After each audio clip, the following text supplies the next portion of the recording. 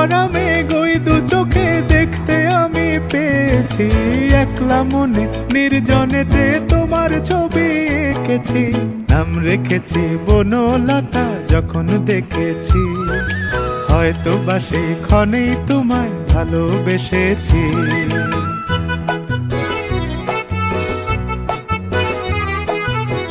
বনলতা কথা হয়ো না গো কুণ্ঠিতা, বনলতা কথা হয়ো না গো কুণ্ঠিতা। একটি কথাই শুনবো বলে তাই তো কাছে এসেছি। বলবে কি গো আমিও তো তোমায় ভালোবেসেছি।